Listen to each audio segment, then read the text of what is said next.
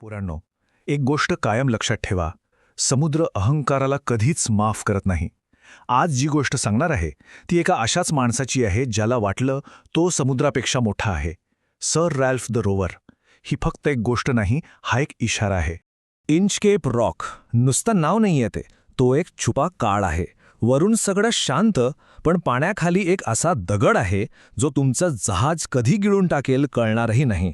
आणि सगळ्यात भयानक काय माहितीये? तिथली शांतता, ती मृत्यूची शांतता होती. समजलं का? सगळ्यात मोठा धोका काय असतो? शांतता. कारण लाटांचा आवाज नसेल तर खडक कुठे आहे हे कळायचंच नाही.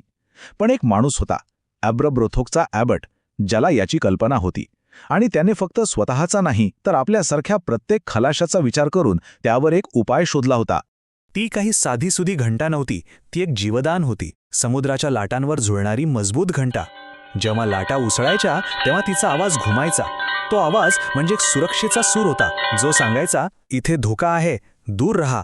आणि ज्यांचे प्राण वाचायचे ना, ते त्या ॲबटला मनापासून दुआ द्यायचे. बघा, समुद्रावर दोनच प्रकारचे लोक असतात. एक जे इतरांसाठी मार्ग तयार करतात, जसा तो ॲबेट, आणि दुसरे जे इतरांसाठी तयार केलेले मार्गही उद्ध्वस्त करतात, जसा सर राल्स. आणि मग गोष्टीत येतो सर रॅल्फ द रोवर.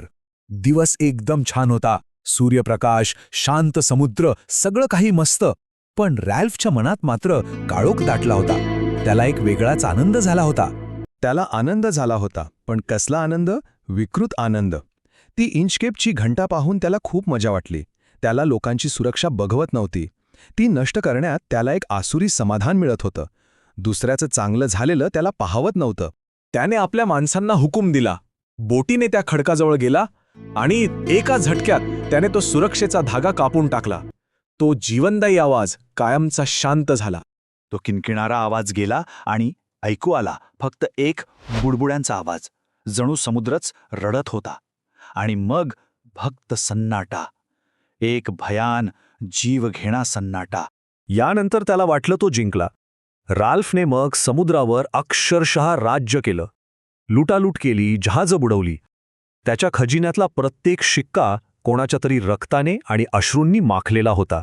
खूप पैसा कमावला, सोनं चांदी सगळं काही होतं त्याच्याकडे. तो त्याच्या यशाच्या शिखरावर होता. पण एक गोष्ट लक्षात ठेवा, समुद्र आपला हिशोब कधीच विसरत नाही. आणि मग तो दिवस आला, हिशोबाचा दिवस. तो आपल्या घरी परतत होता. आणि अचानक जणू काही समुद्राने चूड उगवायचं ठरवलं. एक दाट, जीव घेणं धुकं पसरलं. असं धुकं जे जहाजाला गिळून टाकत होतं. ते फक्त धुकं नव्हतं, ती एक थंड, ओलसर चादर होती, ज्याने सूर्य गिळला, दिशा गिळली आणि लोकांच्या मनातली आशाही. जहाजावर एकदम शांतता पसरली होती. सगळेच घाबरले होते. कोणीच काही बोलत नव्हतं. कुठे चाललोय, काय करतोय, काहीच कळत नव्हतं. जहाज नुसतं भरकटत होतं. आणि तेव्हाच एकाच्या तोंडून शब्द बाहेर पडले, आता इंचकेपची घंटा असती तर. काय योगायोग बघा. ज्या घंटेला त्याने स्वतःच्या दुष्टपणामुळे नष्ट केलं होतं, आज त्याच घंटेची त्याला सगळ्यात जास्त गरज होती. आणि मग एक जोरदार धडाम असा आवाज झाला. लाकडं तुटण्याचा, ओरडण्याचा, आणि समुद्राचं थंडगार पाणी आत घुसलं. तोच होता इंचकेप रॉक. सर राल्फच्या चेहऱ्यावरचं पाणीच पळालं. त्याला कळून चुकलं, हिशोब पूर्ण झाला होता. जहाजाला जलसमाधी मिळत होती. तो स्वतःला शिव्या देत होता. पण आता काय उपयोग? आणि त्या शेवटच्या क्षणी, त्या गोंधळात त्याला एक आवाज ऐकू आला. तो आवाज घंटेचाच होता. पण ही ॲबटची जीवनदायी घंटा नव्हती. ही सैतानाने वाजवलेली घंटा होती. त्याच्या मृत्यूची घंटा. जणू सैतानच त्याला सांगत होता, तुझा खेळ संपला. तर ही गोष्ट का सांगितली? ही काही केवळ मनोरंजनासाठी नाही. यात एक धडा आहे आपल्या सगळ्यांसाठी, जो समुद्रावर पाय ठेवणाऱ्या प्रत्येकाने लक्ष ठेवायलाच हवा. राल्फला त्याच्या गर्वाने मारलं. लक्षात ठेवा, अहंकार हा एक असा अदृश्य खडक आहे जो मोठ्यात मोठ्या जहाजालाही बुडवू शकतो. स्थापित सुरक्षेच्या नियमांकडे दुर्लक्ष करणं म्हणजे सरळ सरळ मृत्यूला आमंत्रण देणं. नंतर त्या ठिकाणी पुन्हा एक घंटा बसवली गेली. का? कारण राल्फसारखे लोक येतच राहतात. मानवाचा लोभ आणि मूर्खपणा कधीच संपत नाही. त्यामुळे आपल्याला नेहमीच सावध राहावं लागतं. तर ही आहे इंचकेप रॉकची कथा. पण नुसती ऐकून काय फायदा? इशारा तेव्हाच कामाचा असतो जेव्हा तो ऐकला जातो.